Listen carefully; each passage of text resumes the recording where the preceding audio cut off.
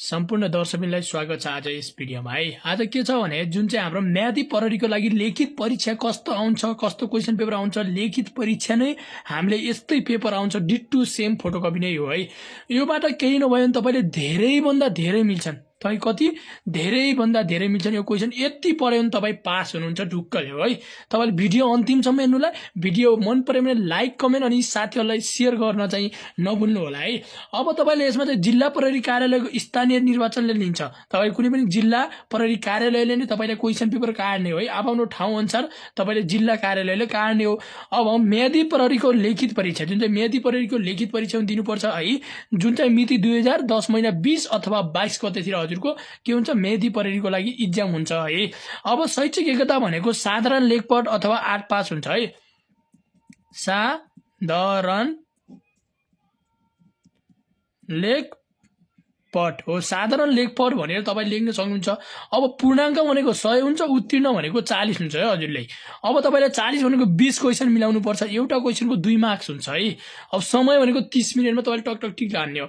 अब दर्ता नम्बर भने जति पनि हुन सक्छ, 18 20 30 जति हुनुहुन्छ। नाम थर यहाँ लेख्ने हो। जस्तै नाम थर मेरो नाम के भयो, राम बहादुर बुढा, रामबहादुर बुढा हो। यसरी नाम थर लेख्ने। अनि क्वेशन पेपरतिर हामीले जानुपर्छ। अनि अगाडि क्वेशनतिर बढ्नुपर्छ है। क्वेशनतिर बढ्दाखेरि तपाईले अब प्रश्न नम्बर 1 ध्यान दिएर हेर्नुलाई। एउटा क्वेशनको 2 मार्क्स हुन्छ है। ध्यान दिएर हेर्नुलाई। 50 वटा क्वेशन सोध्छ, 100 मार्क्सको है। अब ध्यान दिएर हेर्नुला। एमा रहेछ यो धेरैभन्दा धेरै सोध्ने। राष्ट्रिय जनगणना 2078 अनुसार नेपालको जनसङ्ख्या कति रहेको थियो।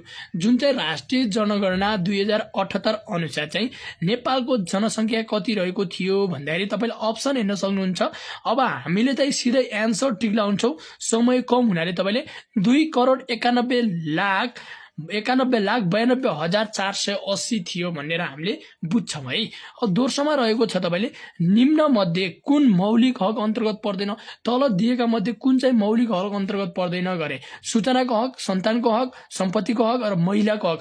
अब सूचनाको हक पनि पर्छ, सम्पत्तिको हक पनि पर्छ, महिलाको हक पनि पर्छ, तर सन्तानको हक चाहिँ कहिले पनि पर्दैन है। अब अर्को 2 नम्बरमा गइरहेछौँ। ध्यान दिएर हेर्नुलाई। 2-3 नम्बरमा म्यादी प्रहरीले पाउने सेवा सुविधा कुन दर्जाको प्रहरी सराह हुन्छ। जुन चाहिँ तपाईले म्यादी प्रहरी गइसकेपछि तपाईले पाउने सेवा सुविधा चाहिँ कुन प्रहरीको सरह हुन्छ, कुन दर्जाको प्रहरीसँग हुन्छ। प्रहरी हलदारसँग हुन्छ कि प्रहरी सहायक निरीक्षकको बराबर हुन्छ कि प्रहरी जवानको हुन्छ कि प्रहरी कार्यालय सहयोगी हुन्छ। तपाईले जवानको बराबर पाउनुहुन्छ है। क्वेशन नम्बर त्यसो भए 4 म्यादी प्रहरीको सञ्चालन तथ्य निर्देशन गर्ने कार्य कुन मन्त्रालयले गर्ने गर्दछ। यो त धेरै इम्पोर्टेन्ट छ, यो आउन सक्छ है तपाईलाई। के छ, म्यादी प्रहरीको सञ्चालन तथ्य निर्देशन गर्ने कार्य कुन मन्त्रालयले गर्ने गर्दछ भने छ परराष्ट्र मन्त्रालय, रक्षा मन्त्रालय, अर्थ मन्त्रालय, गृह मन्त्रालय गर्छ। केले गर्छ, गृह मन्त्रालयले तपाई यो कार्य चाहिँ गर्ने काम गर्छ है भनेर हामीले बुझ्छौँ। क्वेशन नम्बर हामी कतिमा छौँ, 5 मा। 5 क्वेशन ध्यान दिएर हेर्नु होला है। क्वेशन नम्बर हामी 5 मा के छ, नेपालको राष्ट्रिय खेल कुन हो। नेपालको राष्ट्रिय खेल कुन हो भन्नु त ल। क्रिकेट हो कि फुटबल हो कि डन्डी हो कि भलिबल हो। नेपालको राष्ट्रिय खेल हाम्रो के हो, भलिबल हो है। त्यसपछि क्वेशन नम्बर 6 मा ध्यान दिएर हेर्नु ल। नेपालको सबैभन्दा लामो नदी कुन हो। नेपालको सबभन्दा लामो नदी कुन हो, कर्णाली, कोशी, राप्ती, गण्डकी भने चाहिँ हाम्रो कर्णाली चाहिँ सबभन्दा लामो नदी हो। अब तपाईले के भन्दाखेरि जो तपाईले जुन प्रदेशको तयारी गर्दै हुनुहुन्छ त्यो प्रदेशको के गर्ने, त्यो प्रदेशको जिल्ला कतिवटा छन्, त्यसका स्थानीय तहहरू कति छन्, संख्या कति छन्, गाउँपालिका कति छन्, नगरपालिका कति छन्, त्यो प्रदेशको हल्का जानकारी लग्नु होला है। किनकि त्यो प्रदेशबाट केही नभएन 4-5 वटा क्वेशनसम्म त्यो प्रदेशबाटै हाल्छ। तपाईको छुटछुटै प्रदेशबाट छुटछुटै क्वेशनहरू काट्ने हो है। तपाई नेपाल अधिराज्यमा एउटै क्वेशन काट्दैन, तपाई लोकसेवा हैन नि त। ल क्वेशन नम्बर 7 मा नेपालको पहिलो मुख्यमन्त्री को हुन्। नेपालको पहिलो मुख्यमन्त्री को हुन् भन्ने छ। ल भन्नु त, पृथ्वी सुब्बा गुरुङ हुन् कि, शङ्कर पोखरेल हुन् कि, लालबहादुर राउत हुन् कि, डोरमरी पौडेल हुन्। यसको राइट आन्सर हो डोरमरी पौडेल हुन् है। क्वेशन नम्बर 8 मा सगरमाथाको नयाँ उचाइ कति रहेको छ। अहिले सगरमाथाको नयाँ उचाइ, पुरानो चाहिँ 8848 थियो, अहिले नयाँ उचाइ कति रहेको छ। अहिले नयाँ उचाइ तपाईको रहेको छ, सगरमाथाको नयाँ उचाइ रहेको छ 8848.86 मिटर रहेको छ है। क्वेशन नम्बर 9 मा सिंहदरबारमा दोस्रो पटक आगलागी कहिले भयो। 2082 भदौ 21 गते, 2082 भदौ 24 गते, 2082 भदौ 23 गते भनेको छ। सिंहदरबारमा चाहिँ पहिलोचोटि आग लागि, दोस्रोचोटि आग लागि कहिले भयो? 2082 भदौ कति? 24 गते भएको थियो है। क्वेसन नम्बर 10 मा क्षेत्रफलको आधारमा नेपालको सबभन्दा सानो प्रदेश कुन हो? क्षेत्रफलको आधारमा सबभन्दा सानो प्रदेश भने कर्णाली, लुम्बिनी, मधेस र बागमती भने चाहिँ मधेस प्रदेश हो है। क्वेसन नम्बर तपाईको 11 मा हाल नेपालमा कतिवटा महानगरपालिका छन्? हाल चाहिँ नेपालमा कतिवटा महानगरपालिकाहरू छन्? 7 वटा, 6 वटा, 5 वटा, 4 वटा भने चाहिँ यसको राइट आन्सर हो 6 वटा रहेका छन् है। क्वेसन नम्बर 12 मा म्यादी प्रहरीको मुख्य काम के हो त? म्यादी प्रहरीको काम खासमा काम के हो त? मुख्य काम के हो? म्यादी प्रहरी त हुनुभयो, त्यसको मुख्य काम चाहिँ के हो? 1 मा कमा ट्राफिक व्यवस्थापन गर्ने, 2 मा चोर समान्ने, गमा अनुसन्धान गर्ने र घमा निर्वाचन सुरक्षा सहयोग गर्ने। तपाईले निर्वाचन सुरक्षामा चाहिँ सहयोग गराउने म्यादीको काम हो है। 13 मा प्रहरीलाई खबर गर्न कुन नम्बर प्रयोग गरिन्छ? कुन गरिन्छ? 102, 103, 100 र 110 भनेको छ। तपाईले 100 युज गर्नुपर्छ है। क्वेसन नम्बर 14 मा ध्यान दिनु। नेपाल प्रहरीको स्थापना कहिले भयो? नेपाल प्रहरीको स्थापना कहिले भयो? यो क्वेसनमा धेरै इम्पोर्टेन्ट छ तपाईको। विरोचना 2013 मा भएको, विरोचना 2014 मा भएको, विरोचना 2011 मा भएको, विरोचना 2012 मा भयो। ल भन्नुस् त कहिले भयो हाम्रो? विरोचना 2012 मा भयो। क्वेसन नम्बर 15 को ध्यान दिएर हेर्नु होला। नेपालमा निर्वाचन गराउने निकाय कुन हो? कुन हो? गृह मन्त्रालय हो कि, लोकसेवा आयोग हो कि, निर्वाचन आयोग हो कि, रक्षा मन्त्रालय हो? यसको राइट आन्सर हो निर्वाचन आयोगले गराउँछ।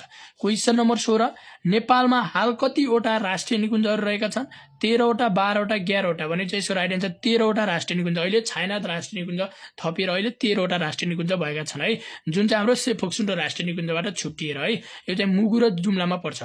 अब तपाईको स्थानीय तहको निर्वाचन कति कति वर्षमा हुन्छ? स्थानीय तहको निर्वाचन कति कति? 4 वर्ष, 5 वर्ष, 6 वर्ष, 7 वर्ष भनेको छ। स्थानीय तहको निर्वाचन कति कति वर्षमा हुन्छ भनेर यो पनि तपाईको धेरै इम्पोर्टेन्ट छ, सोध्न सक्छ हाम्रो कति 5 वर्षमा फरकमा हुन्छ भनेर बुझौं। क्वेसन नम्बर 18 मा निर्वाचन प्रहरीमा भर्ना हुन कति वर्षदेखि कति वर्ष पुगेकाले छनौट हुने आउने व्यवस्था गरेको छ? 18 देखि 45 वर्ष, 18 देखि 54 वर्ष, 20 देखि 54, 21 देखि 54, 18 वर्षदेखि 54 वर्षसम्मको हो है। क्वेसन नम्बर 19 मा निर्वाचन प्रहरीले पाउने देयका मध्ये कुन विधा हो? निर्वाचनले प्रहरीले चाहिँ कुन विधा पाउँछ? घर विधा पाउँछ, क्रिया विधा पाउँछ, भौगोलिक आउने विधा पाउँछ, पर विधा? कुनै विधा पाउँदैन निर्वाचन प्रहरीले भनेपछि क्रिया विधा चाहिँ पाउँछ है। निर्वाचन प्रहरी भइसक्यो तपाईले क्रिया विधा चाहिँ पाउनुहुन्छ यदि है। अब क्वेसन नम्बर हामी कति 20 मा नेपालको संविधान कहिले जारी भयो? अब विक्रमसम्म 2072 साल त 72 सालमै भएको, असोज त असोज भएको कति गते भयो भन्दाखेरि विक्रमसम्म 2072 साल असोज 3 गते भएको थियो भनेर हामीले पुच्छौं है। क्वेसन नम्बर हामी कतिमा 21 मा 21 को ध्यान दिएर हेर्नु होला है।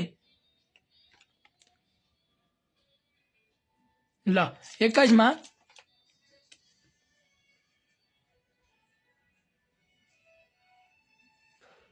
नेपालको संविधानमा कतिवटा भाग र धारा रहेका छन्? अब तपाईको कतिवटा भाग र धारा रहेका छन्? 35 वटा भाग, 308 धारा र 9 अनुसूचीहरू रहेका छन्। अनुसूची पनि सोध्न सक्छ, 9 वटा अनुसूचीहरू रहेका छन् भनेर हामीले के गर्छौं? बुझ्छौं है। क्वेसन नम्बर 22 ध्यान दिएर हेर्नु ल। 22 नेपालको प्रथम महिला प्रधानमन्त्री कुन? विद्यादेवी भण्डारी, सुशीला कार्की, हीरादेवी तुलाधार र अनसरी घरती मगर भने चाहिँ यसको राइट आन्सर सुशीला कार्की हुन् है प्रधानमन्त्री है। क्वेसन नम्बर 23 मा निर्वाचन प्रहरीको कार्य अवधि कति दिनसम्म हुनेको छ? निर्वाचन प्रहरीको कार्य अवधि कति दिनसम्म हुन्छ? 30 दिनसम्म, 35 दिनसम्म, 40 दिनसम्म, 50 दिनसम्म? यसको राइट आन्सर हो 40 दिनसम्म है। क्वेसन नम्बर 24 नेपालमा जेनजी आन्दोलन कति दिन चलेको थियो? कति? 2 दिन, 3 दिन, 4 दिन र 1 दिन भनेको चाहिँ यसको राइट आन्सर हो 2 दिन जेनजी आन्दोलन चलेको थियो नेपालमा चाहिँ है। क्वेसन नम्बर हाम्रो 25 मा हाल नेपाल प्रहरी महानिरीक्षक को हुनुहुन्छ? को हुनुहुन्छ? दानबहादुर कार्की, बसन्त कुमार, राजु अर्याल, दीपक थापा भनेको छ तपाईको यसको राइट आन्सर हो दानबहादुर कार्की। कति हुन् भने 33 हुन् है। क्वेसन नम्बर 26 मा नेपाल गाउँपालिकाको संख्या नेपालमा छुटेछ सरी गाइज। नेपालमा गाउँपालिकाको संख्या कतिवटा रहेको छ? 273 वटा, 300 वटा, 400 वटा, 460 वटा भनेको छ। यसको राइट आन्सर के होला ल भन्नुस् त? यसको राइट आन्सर के रह्यो होला? यसो त हाम्रो 460 वटा रहेका छन्। कति? 460। 27 मा निर्वाचन प्रहरी हुन पुरुषको तौल न्यूनतम कति हुनुपर्छ पुरुषको तौल चाहिँ 42 केजी 50 केजी 55 केजी कति हुनुपर्छ ल भन्नु त पुरुषको तौल चाहिँ 50 केजी हुनुपर्छ है। क्वेसन नम्बर 28 नेपालको सबैभन्दा ठुलो ताल कुन हो? रारा ताल, तिलिचो ताल, बुलबुले ताल, सेफुक्सुन्डो ताल, कुन ताल होला भन्नु त? यसको राइट एन्सर रहेको छ तपाईको रारा ताल हो भनेर बुझौँ है। क्वेसन नम्बर 29 नेपालको राष्ट्रिय रङ कुन हो? नेपालको राष्ट्रिय रङ चाहिँ कुन हो भन्नु त? रातो, सिमरिक, कालो र नीलो भनेको चाहिँ यो सिमरिकको है, के सिमरिक हो सिमरिक। 30 मा नेपालको सबैभन्दा ठुलो जिल्ला कुन हो? डोल्पा, मुगु, जुम्ला, रोल्पा भनेको सबभन्दा ठुलो जिल्ला भनेको डोल्पा हो। सबभन्दा ठुलो प्रदेश क्षेत्रफल भने बढी भएको प्रदेश कुन हो? कर्णाली प्रदेश हो भनेर हामीले बुझौँ है। Thank you so much. Video अन्तिमसम्म हेरिदिनु भयो। यस्तै नयाँ नयाँ भिडियो चाहिन्छ र म्याथी पढेर 100% नाम निकाल्न मन छ भनेपछि हाम्रो च्यानल युट्युब च्यानललाई सब्स्क्राइब गर्नुहोस् र तपाईँले हाम्रो टिकटकमा सक्दो प्रयास सबैले फलो गरिदिनु होला है। धेरै धेरै धन्यवाद। Thank you so much.